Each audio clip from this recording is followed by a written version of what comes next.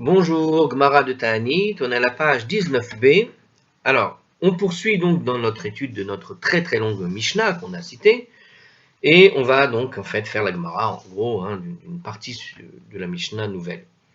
Je rappelle donc que cette Mishnah a été présentée sous la forme d'une seule Mishnah entière, et qu'en fait toute la Gmara, tout le chapitre 3, c'est une seule et même Mishnah, alors qu'en réalité, c'est plusieurs Mishnah qui sont collées les unes à côté des autres.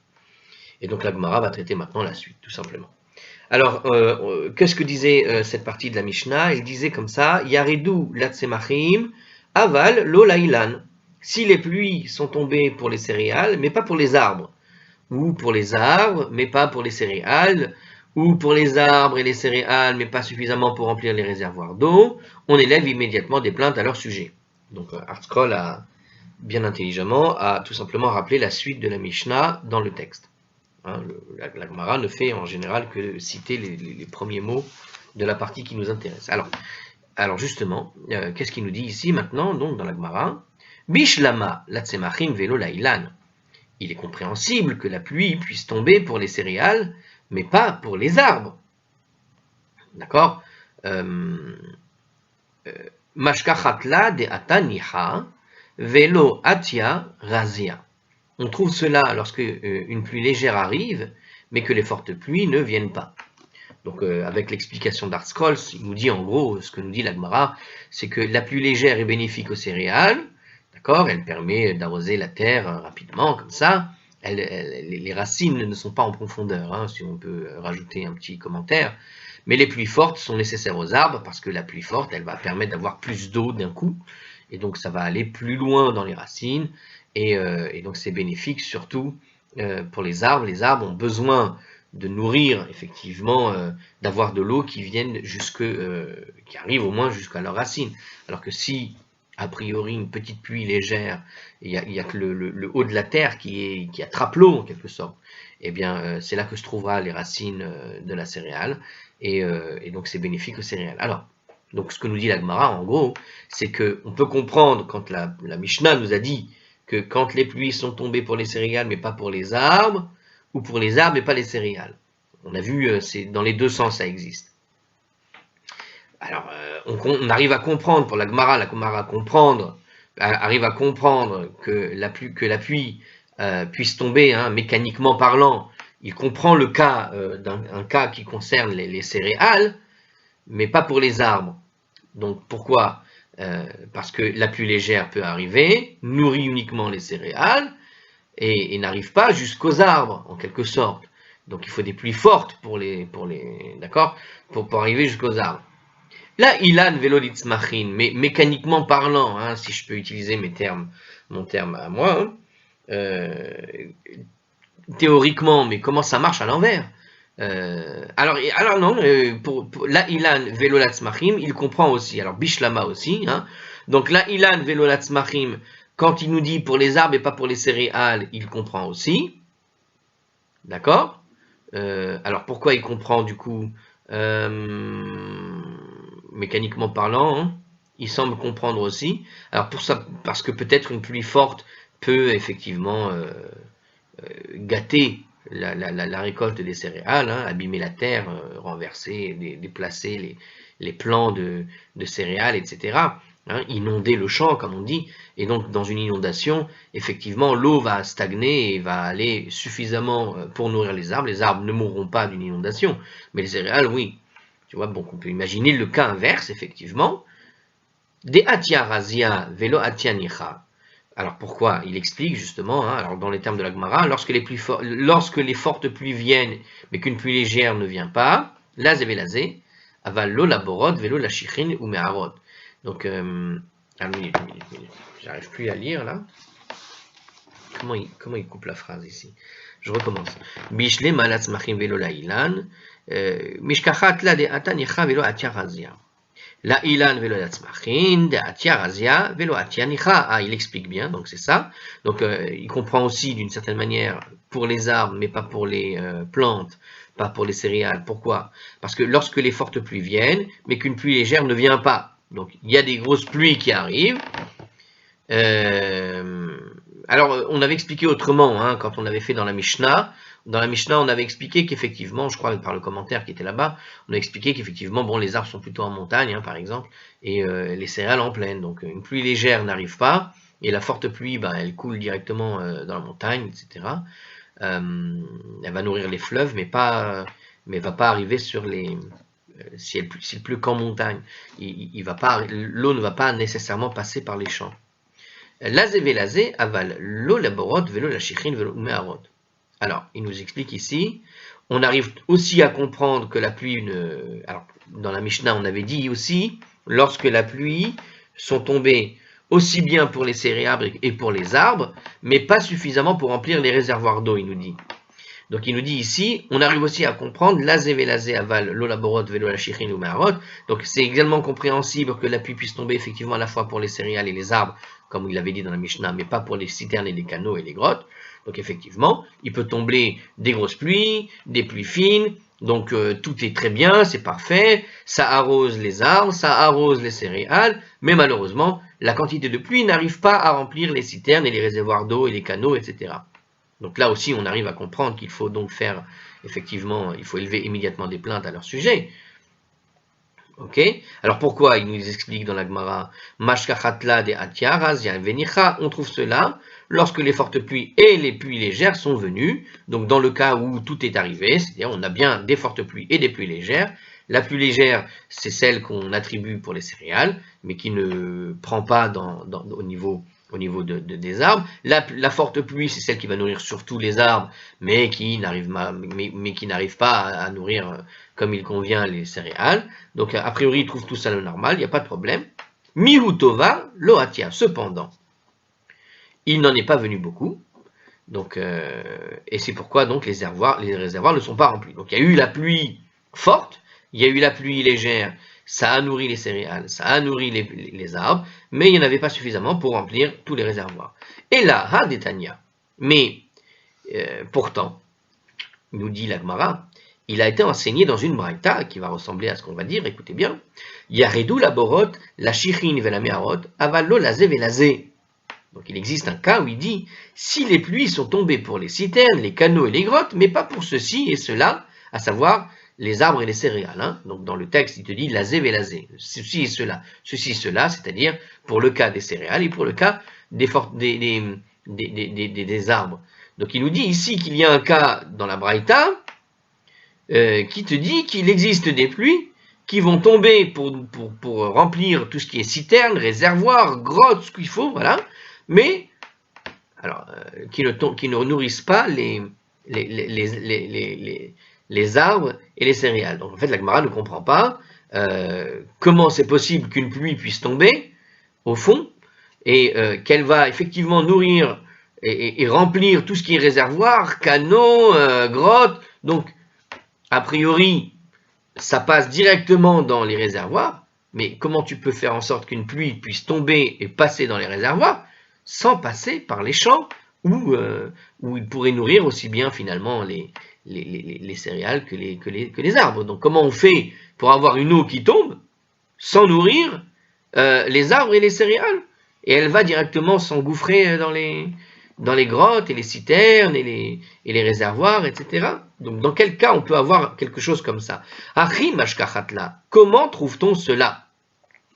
Donc, dans les termes de Hardskoll, parce que il va le dire pareil, hein, c'est logique, s'il est tombé suffisamment de pluie pour remplir les réservoirs d'eau, comment c'est possible que les arbres et les céréales n'en aient pas bénéficié? Tout simplement. Alors, réponse de la Gemara, on peut imaginer la réponse, puisque je vous l'ai dit, un petit peu, j'avais dit que quand il pleut beaucoup trop fort, eh bien les plants de céréales risquent d'être balayés dans la boue, quoi, et elles ne pousseront plus. Des atia, bishfi fruta.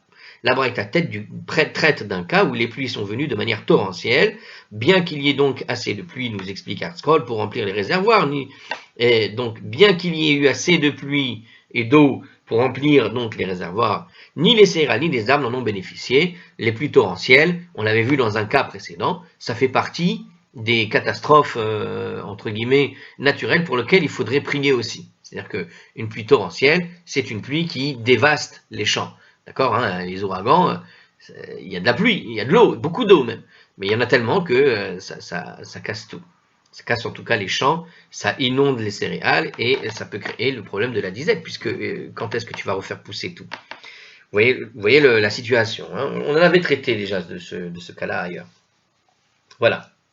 Alors, la Gemara va quand même citer une braïta qui précise, nous dit Hartscroll, à partir de quel moment la pénurie d'eau devient critique, au point de nécessiter de jeûner et d'élever les plaintes. Donc là, on revient sur le sujet du moment où on a une pénurie.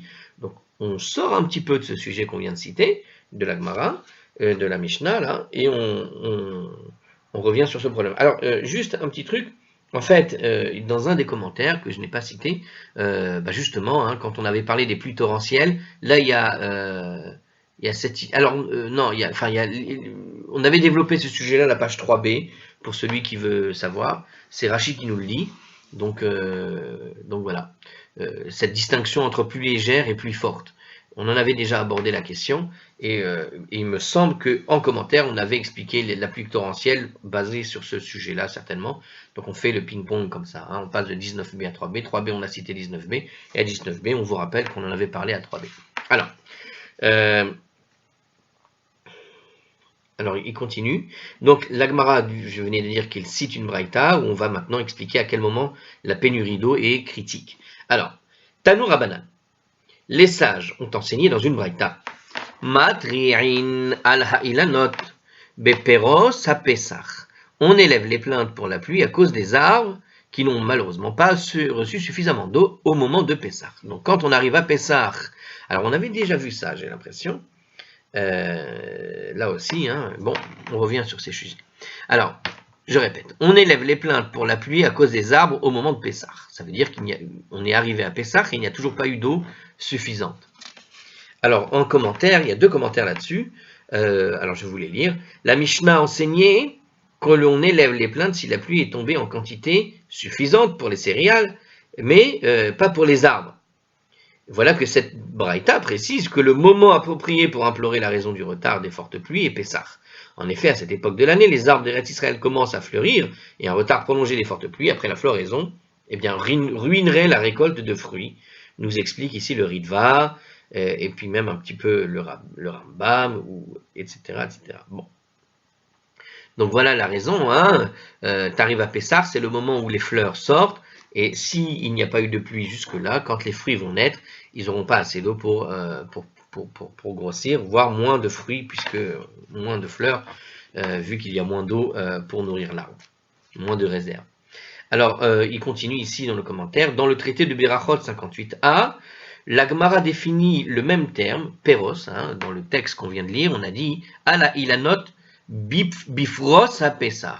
Ça veut dire au moment de Pessah. Ce moment de Pessah, ce mot terme, ce mot bifros ha Pessah qui vient d'être utilisé, est un terme qui a été utilisé là-bas à la Mishnah de la page 57b, qui veut dire quoi? Donc dans la Gemara de Berachot, ils expliquent ce terme, cette idée de péros Pessah, péros ha Pessah.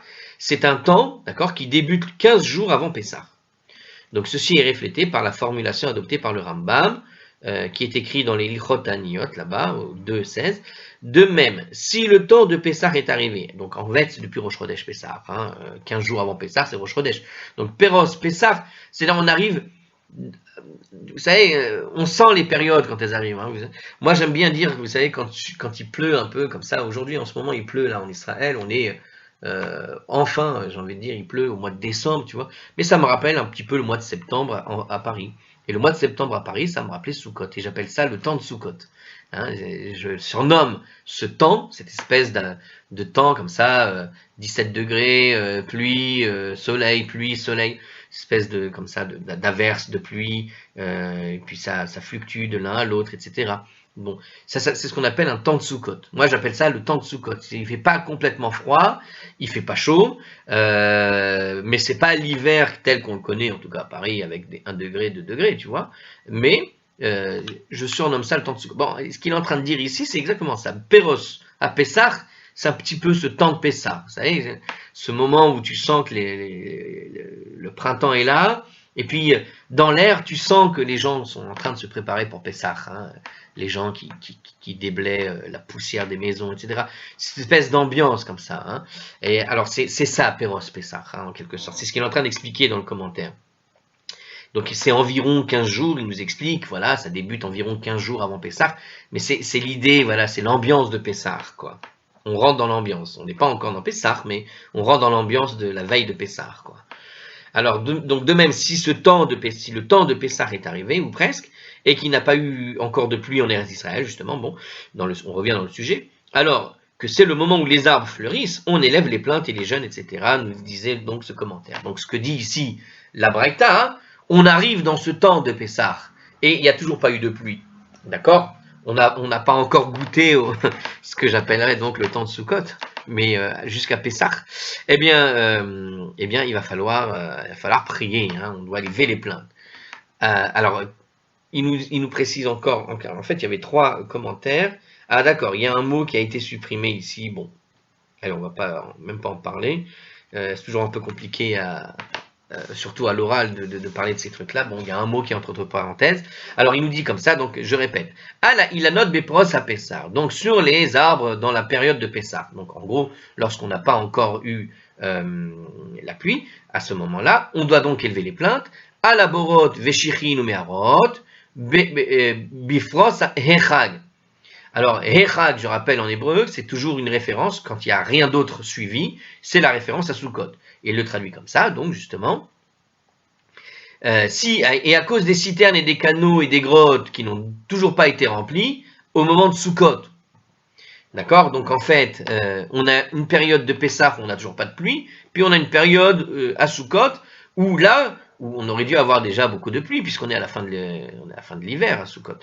On est au début de l'hiver, pardon, et on voit qu'on n'a toujours pas de citernes et les grottes et les canaux qui n'ont pas été remplis. Alors, il dit en commentaire ici, un autre commentaire, alors, si les très fortes pluies, c'est ça, si les très fortes pluies nécessaires pour remplir les réservoirs d'eau ne sont toujours pas tombées à Sukkot, on doit élever des plaintes, même si la population a suffisamment d'eau à boire, parce que l'on a également besoin d'eau dans les réservoirs pour abreuver les animaux et assurer l'irrigation des champs. Donc on élève les plaintes parce que les réservoirs ne sont pas pleins et que ces réservoirs sont essentiels finalement pour continuer l'agriculture de manière générale, hein. Même si on a de l'eau actuellement pour boire, on prévoit que cette eau, il ne va pas y avoir de miracle et que la pluie, on a besoin de ces réservoirs, tout simplement. Donc il nous dit ici, quant à Sukkot, on voit que les citernes et les canaux n'ont toujours pas été remplis, il faut élever les plaintes. Im en lahen mayim lishtot. Voilà, pareil, il y a un passage entre parenthèses qu'on va lire ensemble. Donc, Ve'al kulan im en lahen mayim lishtot. Et si les gens n'ont toujours pas suffisamment d'eau à boire, voilà, on a inclus. Si avec tout ça, les gens n'ont toujours pas suffisamment d'eau à boire, matrien alien miyad, on doit élever les plaintes à leur sujet immédiatement. D'accord? Ça veut dire même durant le mois d'été qui précède Sukkot. Donc, évidemment qu'au mois d'été, on ne prie pas pour la pluie, normalement. D'accord? Quand on est en été, vous êtes le 15 août à Jérusalem ou à Tel Aviv, c'est pas quand il fait un temps de 40 degrés qu'on va prier pour la neige, hein, entre guillemets. C'est un petit peu l'idée. Donc, théoriquement, on ne doit pas prier parce que ça sert à rien. C'est pas la saison, c'est pas une saison de pluie. C'est une saison de sécheresse en général, l'été, où 40 degrés, c'est la saison normale. Bon, seulement voilà, on n'a plus à boire, on n'a plus de quoi abreuver ni rien. Et là, il te dit, quand on n'a plus d'eau du tout, les gens n'ont plus à boire. Eh bien, quand bien même tu serais en été, là, tu dois élever les plaintes. C'est-à-dire que c'est la vraie sécheresse. C'est-à-dire qu'effectivement, tous les mois sont passés avec Sukkot, etc., mais il n'y a déjà plus d'eau. Eh bien, il faut élever les plaintes, quand bien même on est en été. Parce que logiquement, il ne devrait pas y avoir de prière en été pour de la pluie, parce que c'est demander un miracle. On ne demande pas des miracles. Mais il te précise, justement, dans l'article ici, qui précède Sukkot, ça veut dire, en fait, on doit commencer dès maintenant à prier pour la pluie, pour que, à Sukkot, vienne la pluie comme il se doit. On prévoit la chose. Alors justement, il le précise, voilà, il te donne un commentaire qui explique ce que je vous ai dit, hein, alors qu'il est tout à fait inhabituel qu'il pleuve en Eretz Israël et que cela revient presque à demander un miracle, nous dit le Ritva, et je venais de vous dire qu'on ne demande pas des miracles. Eh bien, en effet, la disponibilité d'eau potable est une nécessité absolue pour tous, nous dit Rachi. Donc, comme l'eau potable manque, quand bien même tu ne vas pas prier pour de la pluie en plein été, eh bien, il faut prier quand même dans ce cas-là, et ça revient effectivement à demander un miracle, parce que si personne ne peut plus rien boire, on va tous crever, donc c'est quand même nécessaire de prier, de trouver une solution pour de l'eau potable, en tout cas. Hein, c'est vrai que c'est une petite nuance à mettre en place ici par rapport à ce que dit la Gemara, ici la Braïta, je veux dire, dans cette Braïta, c'est vrai que les commentaires ont dit, voilà, c'est comme si tu demandais un miracle. Aujourd'hui, par exemple, en Israël, ils fabriquent ce qu'on appelle les usines de dessalement d'eau de mer. Et ben, je peux vous dire que ça sert du coup. Parce que dans les périodes de sécheresse où il n'y a plus d'eau, au moins vous avez l'eau potable et vous avez de l'eau à boire et en grande quantité, puisqu'ils ont créé des usines assez performantes aujourd'hui et ils en continuent d'en créer. Plus il y a de la population, plus on en a besoin. Et d'une certaine façon, quelque part, tu peux prier pour pouvoir boire sans que ce soit nécessairement par le biais de la pluie. Puisque il y a des moyens de créer de l'eau à partir de ce qui est là. Par exemple, même à l'époque, il y avait, je sais qu'il y avait des méthodes, hein, il y avait des populations qui habitaient. Ils ont trouvé des traces archéologiques de populations qui habitaient à côté de la mer Morte, qui est la mer de sel, qui est remplie, saturée en sel. Et pourtant, c'est une mer qui est salée et imbuvable, encore plus imbuvable que la mer Méditerranée. D'accord? Parce que la quantité de sel, elle est complètement saturée. Eh bien, ils ont trouvé là-bas des points de peuplement de l'époque biblique, d'accord? Mais pas de l'époque biblique, on ne parle pas de Sodome et Gomorrhe. On parle bien après, lorsqu'elle était déjà considérée comme une mer morte, comme une mer de sel. Donc la mer salée, considérée mer salée à l'époque, il y a 2000 ans, hein, vers l'an 0, à l'époque de la Mishnah d'Agmara par exemple, donc il y avait déjà des populations qui habitaient autour, bien que ce soit théoriquement impossible d'y habiter, mais il y avait quelques tribus, je ne sais qui, a priori, qui avaient trouvé des moyens, hein, des juifs qui habitaient là-bas, qui avaient trouvé des moyens de dessaler l'eau qui était là-bas et de pouvoir s'en nourrir. Donc on voit que quand on prie pour la disponibilité d'une eau potable, ça n'est pas nécessairement pour prier pour la pluie, mais élever les plaintes à leur sujet. Voilà, donc ça c'est une petite analyse perso. Alors on continue. Donc qu'est-ce que ça veut dire justement immédiatement? Donc c'est ce que disait la Mishnah ici, la Braïta. La Braïta nous a dit à propos justement quand on n'a pas suffisamment d'eau à boire, on a dit on élève les plaintes immédiatement à cause de ce problème. Vezeu miyad, chez la haine, mais qu'est-ce que signifie le mot immédiatement à leur propos? D'accord? C'est-à-dire au sujet de ces calamités. Pourquoi est-ce qu'on dit que pour tous ces cas-là qu'on a cités, il faut prier immédiatement? Sheni vachamishi vesheni, ça veut dire lundi, jeudi et jeudi. Réponse, lundi, jeudi et jeudi. Alors, qu'est-ce qu'il veut dire ici en commentaire? On va voir. Alors, juste une pause d'enregistrement au cas où. Voilà. Donc, lundi, jeudi et jeudi, en commentaire, il dit, c'est-à-dire que, bien que les sages aient déterminé que la situation nécessite d'élever des plaintes, ils ne décrètent pas de jeûne ce jour-là, ni les suivants, mais attendent toujours donc jusqu'au lundi, afin d'établir une série de jeûnes des lundis, des jeudis et des jeudis, nous dit le Ritva. Donc la réponse, en fait, c'est ça. En fait, quand il demande, ça veut dire quoi immédiatement? C'est en gros, c'est quand immédiatement, hein. La question, en fait, qui est posée, c'est a priori, le immédiatement, c'est voilà, c'est quoi? Tout de suite, dès qu'ils se rendent compte, ou il y a un ordre à suivre. Alors justement, il te dit, c'est le lundi, jeudi et jeudi. C'est-à-dire, en fait, faire la liste, la série des jeûnes tels qu'on les a décrits déjà plusieurs fois dans les Mishnayot. Alors il poursuit ici, il est toutefois possible que la récitation de prières spéciales soit décrétée immédiatement, même le Shabbat nous dit le même Ritva, c'est-à-dire que le Ritva pour le Ritva. Alors la réponse de la Braïta a dit lundi, jeudi, jeudi, c'est-à-dire lundi, jeudi, lundi, c'est-à-dire l'ordre comme on les avait vus plusieurs fois dans la Mishnah, mais le immédiatement semble sous-entendre quand même que pour le Ritva, on peut même le faire Shabbat, certaines des plaintes, lorsque la chose devient absolue. Ve'al kulan en matrin alehem ela be'aparkeya shelahen. Be'iparkeya shelahen. Alors, l'araméen est quand même vraiment difficile ici. Alors, et dans tous ces cas, on élève les plaintes à leur sujet que dans le pays affecté. d'accord? Ve'al kulan en matri'in alehen ella be'ipar keya shelahen. Alors, il précise en commentaire l'expression dans tous ces cas, d'accord, quand il y a écrit ella, dans tous ces cas-là, hein, ve'al kulan, dans tous les cas qu'on vient de citer, d'accord, ve'al kulan, alors il nous dit ici, désigne en fait une pénurie de pluie, aussi bien pour les arbres, un niveau trop bas dans les réservoirs et une pénurie d'eau potable. Donc en fait, on a ici le cas où on parle de tous les cas, ve'al kulan. C'est-à-dire que immédiatement à leur sujet, c'est quand il manque de l'eau potable, mais quand on dit ve'al kulan à la suite de ce texte, et sur tous ces cas-là, ça veut dire que si tout arrive en même temps, c'est-à-dire qu'on n'a plus d'eau ni pour l'un, ni pour l'autre, ni pour personne, dans ces cas-là, nous dit le commentaire, ça désigne cette pénurie de pluie, aussi bien pour les arbres, et un niveau trop bas dans les réservoirs, et une pénurie d'eau potable dans tous les cas en même temps. D'autres commentateurs, par contre, alors ça c'est Rachi qui l'explique, d'autres commentateurs expliquent que ceci fait allusion en fait à toutes les sortes de calamités, même à celles qui ont tendance à se propager. D'accord? Donc, Ve'al Kulan, le Kulan ici ne comprend pas simplement les cas qui sont mentionnés dans la Braïta même, mais ça s'étend à tout le reste des cas qui sont possibles en tant que calamité. La tendance à la propagation est considérée comme une menace pour le reste du pays, mais pas pour un autre pays. D'accord, bon, ça c'est le Ritva et le Ran. C'est marrant parce que ce commentaire me fait penser, vous vous rappelez, au nuage de Tchernobyl qui s'était arrêté à la frontière de la Belgique.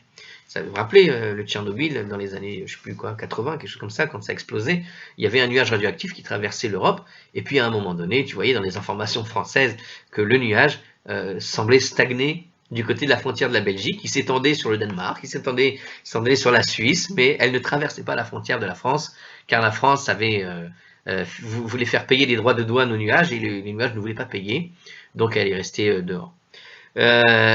Donc on voit que alors c'est un petit, ce commentaire est assez étrange.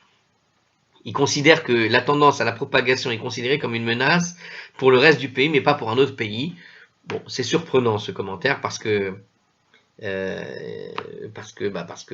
si vous avez une catastrophe climatique qui puisse arriver, quelle qu'elle soit, une tempête ou je ne sais quoi, évidemment que ça ne s'arrête pas à une frontière. Alors, maintenant, on peut expliquer le terme du Ritva et du Ran. Comment le Ritva et le Ran peut dire ça? C'est bizarre qu'ils disent ça, hein, comme je viens de vous le dire. Le nuage de Tchernobyl ne s'arrête pas à la Belgique. Il est passé quand même, hein, et on l'a caché. Alors, est-ce que ici le Ritva et le Ran se disent que ça ne peut pas avancer plus loin?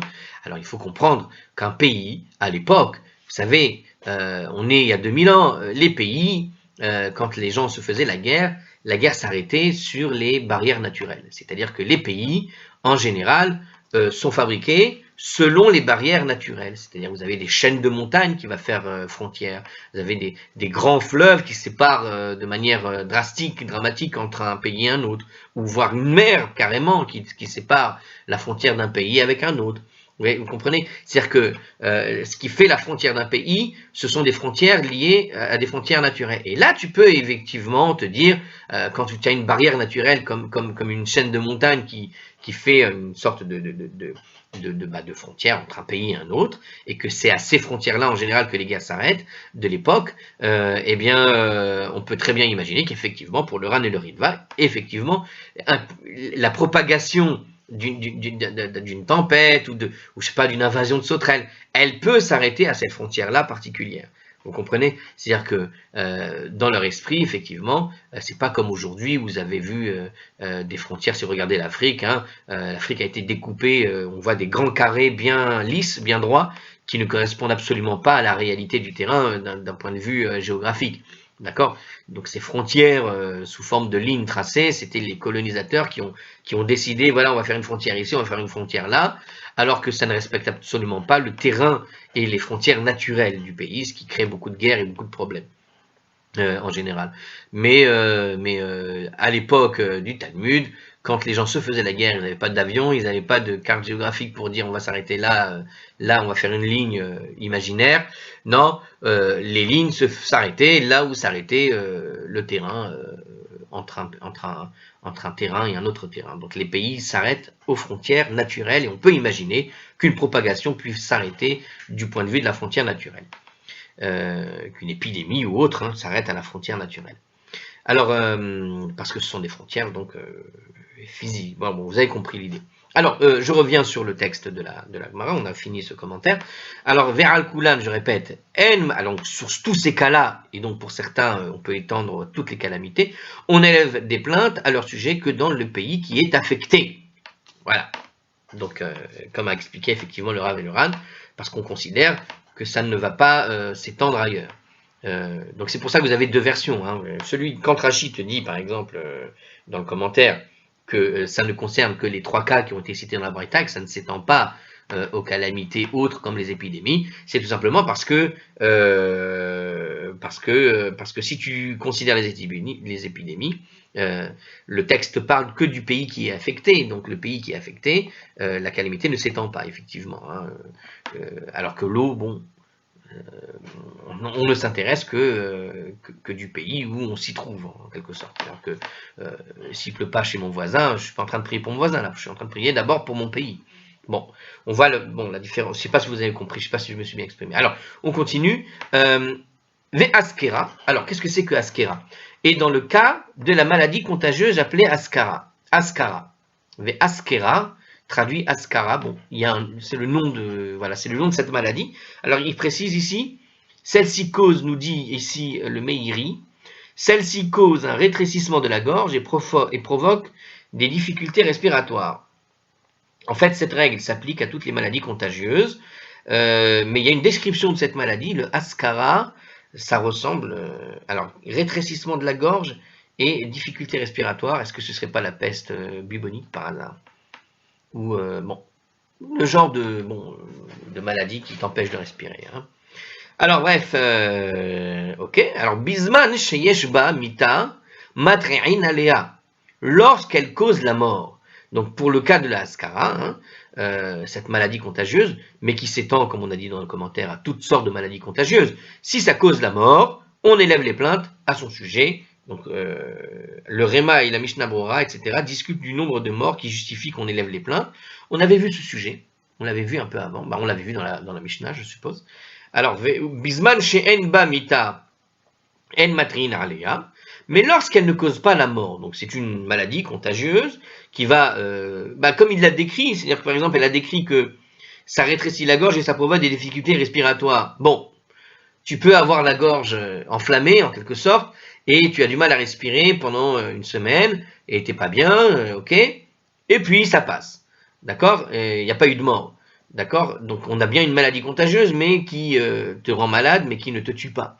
Eh bien, dans ce cas-là, nous dit donc la Mishnah ici, la Braïta, dans le cas où elle ne cause pas la mort, on n'élève pas les plaintes à son sujet, donc il n'y a pas de raison de s'en plaindre, même si c'est embêtant comme tout.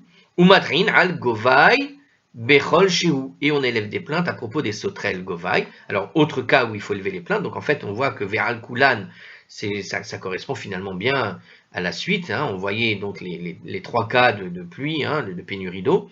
Ensuite, voilà, une maladie comme celle-là, et les sauterelles, que j'ai bien pris comme exemple, pas pour rien, hein, puisqu'il le cite. Umatrin ala govai bechol shehu, et on élève des plaintes à propos des sauterelles govai, même pour le plus petit nombre. Ça veut dire quoi? C'est-à-dire même si on en a aperçu qu'un tout petit nombre. Donc apparemment c'est une sauterelle destructrice. Elle nous explique ici, voilà, la sauterelle qu'on appelle govai dévore tout. Elles s'abattent en général en grand nombre et on doit supposer qu'il en arrivera une grande quantité. Donc quand tu en vois quelques-unes, c'est le signe que les grandes sœurs sont pas loin. Par contre, on n'élève pas de plainte pour des sauterelles hagav, parce qu'elles s'abattent en général en faible nombre et ne dévorent pas toute la végétation comme les govai, nous dit Rashi. Alors c'est Rashi qui nous l'explique et qui nous l'a déjà expliqué, j'ai l'impression, dans la Mishnah. Donc cette braïta semble revenir un peu sur ce qu'on avait dit dans la Mishnah, j'ai l'impression. J'ai l'impression d'avoir déjà lu ça en tout cas. J'espère que vous aussi. Alors on continue. Rabbi Shimon ben Elazar, Omer. Rabbi Shimon ben Elazar nous dit Af al Chagav, et même pour les sauterelles Chagav, justement, hein, on vient de dire dans le commentaire, selon Rashi, qu'il faut faire une distinction entre Govai et Chagav, et voilà que, en fait, Rabbi Shimon ben Elazar, dans la Braïta, te dit que même quand tu vois les sauterelles Chagav, tu devrais commencer à te plaindre, parce que ça mange quand même pas mal. Rabbi Shimon ben Elazar considère même l'apparition de quelques sauterelles Chagav comme une cause immédiate d'alarme. Il faut aller voir là-bas à la page 22a, pour une plus ample discussion concernant les sauterelles. Donc on va aborder ce sujet-là. Ne vous étonnez pas que j'aurais oublié qu'on en ait parlé ici, et que quand on va en reparler, vous allez voir qu'on va avoir plus de détails sur ces deux phénomènes, que sont les sauterelles Chagav et les sauterelles Govaï. Ok. Alors, et on verra pourquoi est-ce que, probablement là-bas, pourquoi est-ce que Rabbi Shimon ben Elazar, lui, considère que c'est une calamité tout aussi bien que le premier cas. Alors, encore une autre braïta sur le sujet d'élever les plaintes à cause d'un retard sur les pluies cette fois-ci. Donc on y va.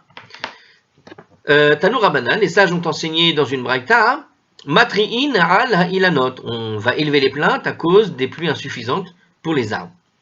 Bishéer Shene Shavua, durant les 7 autres années, Bishne She'er Shavua, Bishar Shene Shavua, je répète, durant les autres années du cycle des 7 ans, mais pas durant l'année de la Shemitah, puisque les fruits de cette année-là sont considérés comme étant sans propriétaire. Donc, Shene Shavua, c'est-à-dire les années de la semaine, hein, quand on traduit.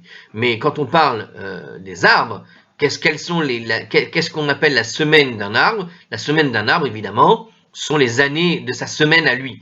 Hein, les journées d'un arbre, ce sont les années. Ok, donc quand il dit Bishar Shene Shavua, ça veut dire durant les autres années du cycle des 7 ans de la Shemitah. Et en commentaire, justement, il nous précise ici que l'année de la Shemitah, vous savez, l'année qui est considérée comme une année de repos pour les arbres et pour les fruits, pour la terre, etc. Eh bien, s'il ne pleut pas au fond, c'est pas grave, puisque de toute façon, on ne pouvait pas en profiter. Donc on n'a pas à se plaindre d'un manque d'eau à ce moment-là, puisque de toute façon, tu ne peux pas bénéficier de ces fruits.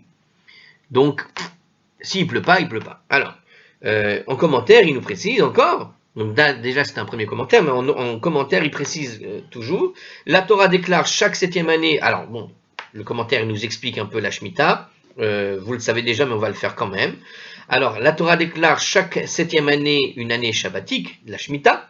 La terre d'Israël ne doit en aucune façon être cultivée, et les fruits qui poussent de manière naturelle durant cette année sont considérés comme étant sans propriétaire. Donc, il peut y avoir des fruits, mais il n'y a pas de propriétaire là-dessus.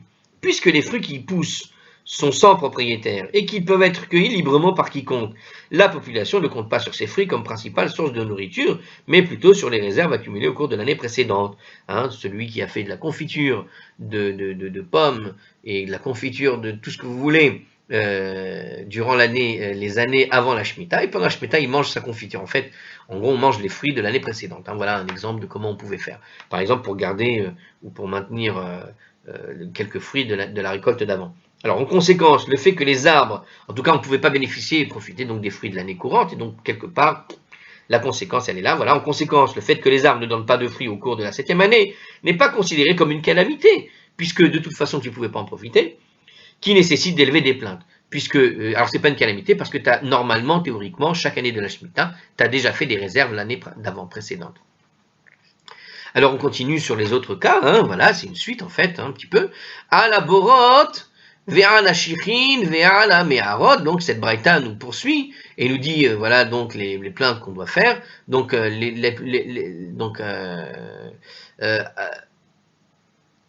donc on élève des plaintes durant les autres années du cycle de 7 ans, et aussi pour les citernes et les canaux et les grottes, on doit élever les plaintes quand il va manquer de l'eau, évidemment. Afilou Bachevirit, même durant l'année de la Shemitah. C'est-à-dire que là, pour le coup, si durant la Shemitah, on n'a pas assez d'eau dans les citernes, les canaux et les grottes, parce qu'il n'a pas plu comme il fallait, là, tu dois élever les plaintes pour ce cas-là. Les fruits qui poussent pas, c'est pas grave. Mais par rapport aux grottes, etc., là, tu dois quand même. Pourquoi? Parce que les gens vont boire avec ces eaux-là. D'accord? Donc là, tu dois élever les plaintes dans ce cas-là. Si il manque la pluie forte pour un arbre, bon, c'est pas grave. Mais s'il a manqué de l'eau dans les citernes, là, il y a un problème. Ok? Même avec la Shemitah. Alors, Rabban Shimon ben Gamliel Omer, pour Rabban Shimon ben Gamliel Omer, Af ala ilanot basheverit, même durant l'année de Shemitah, tu dois élever les plaintes pour le cas des manques de pluie pour les arbres. Mipene sheyesh bahen, par Nasa la anim, tout simplement parce qu'il procure la subsistance aux pauvres. On a vu tout à l'heure que tu t'attends à l'année de la Shemitah, et durant l'année de la Shemitah, les arbres sont sans propriétaire, et puisqu'ils sont sans propriétaire, donc toi propriétaire, évidemment, tu vas pas pouvoir profiter de ton arbre comme tu aurais voulu, récolter, vendre, etc. Bon, mais, alors on t'avait dit, à cause de ça, que tu dois faire des réserves. Oui, mais il y a des gens qui n'ont pas de réserves. Les pauvres n'ont pas l'opportunité d'avoir des arbres à eux, et sur lesquels ils peuvent piocher. Au contraire, durant l'année de la Shemitah, où est-ce qu'ils vont pouvoir se servir enfin librement sur les arbres qui sont ouverts à tous? Et puisqu'ils sont ouverts à tous, ils ont le droit d'y manger et de consommer les arbres, puisque les champs sont ouverts à tout le monde, eh bien, ils vont pouvoir aller se nourrir gratuitement là-bas. Donc, c'est leur source de revenus, et donc, d'une certaine manière, quand il ne va pas pleuvoir, pour eux, c'est la catastrophe, parce qu'ils vont manquer de fruits par rapport aux autres. Donc, on va le dire dans les termes de Hard-Scroll. Bien que durant l'année de la Shemitah, la subsistance de la population soit principalement assurée par les surplus de récolte de l'année précédente, que les gens ont stocké ou qu'ils achètent maintenant, par exemple, la subsistance des pauvres repose essentiellement sur ce que la terre produit d'elle-même durant l'année de la Shemitah. Voilà, c'était clair et c'était simple. Alors, l'Agmara cite une braïta analogue, donc on a plus ou moins la même leçon qu'on va donner ici, d'accord? Tanya Idach, il a été enseigné dans une autre braïta, Matri'in ala ilanot, on élève des plaintes à cause donc d'un manque de pluie pour les arbres, Beshe'er shene shavua, durant les autres années du cycle et des 7 ans, on a compris, mais donc, sous-entendu, pas pendant l'année de la Shemitah, la même chose. Ala borod, ve'ala shichin, ve'ala mi'arot, afilu bashevirit, mais quand il manque de la pluie pour les citernes, les canaux et les grottes, même durant l'année de la Shemitah, on doit le faire. Alors, voilà la différence. Maintenant, Rabban Shimon ben Gamliel Omer, Rabban Shimon ben Gamliel a dit, Afala ilanot, même à cause d'un manque de pluie pour les arbres, il faudra élever les plaintes, donc, hein. Matri'in, ala sefihin bashivi'it. Et il dit en plus, c'est la différence avec tout à l'heure, on élève les plaintes à cause d'un manque de pluie pour les pousses de friches durant l'année de Shemitah. Alors, il va expliquer ça en commentaire. Ça veut dire quoi? Ça veut dire que la terre produit d'elle-même durant la 7e année, à partir de graines ou des plants qui sont restés dans le champ après la récolte de la 6e année. Ça veut dire qu'il va y avoir quand même une récolte qui va se faire, parce qu'elles vont procurer la subsistance aux pauvres, nous dit la même chose pour le coup. Ça veut dire que bien que les pousses de friches, bien que la terre va produire toute seule, finalement, quelques céréales ici et là, partout, un peu partout, parce que quand tu as fait la récolte, il y a plein de graines qui sont tombées un peu éparses, donc on ne les a pas plantées réellement, mais ils sont là. Et le champ va pousser un peu quand même, malgré tout, comme pour les arbres qui poussaient tout seuls les fruits, d'accord? Eh bien, là, il va y avoir des céréales qui vont pousser d'elles-mêmes, et il s'avère que les pauvres ont le droit d'aller se servir. Donc, bien que les pousses de friches soient de moindre importance pour les pauvres que les fruits sauvages, Rabbi Shimon ben Gamliel les considère tout de même comme suffisamment importantes pour leur subsistance, pour justifier qu'on élève des plaintes à leur sujet, nous dit Rashi. Donc, Rashi explique que, évidemment, que quelques graines éparses, ce ne sera jamais suffisant pour faire une vraie récolte, mais de ce qui va pousser, bon gré mal gré, le pauvre, lui, il doit se nourrir, et il n'a pas les réserves comme a le propriétaire ou ceux qui ont acheté avant, et donc il va aller là-bas pouvoir s'y servir quand même. Voilà, donc on peut finir sur ce point, et on continuera notre page 19b dans une autre vidéo. Voilà, on continue avec des séries de Braithot, assez simples en fait, il n'y a pas de difficulté majeure. C'est vraiment, voilà, c'est limite de la lacha à état pur. En tout cas, ça permet d'avoir la réflexion. Allez, à la prochaine.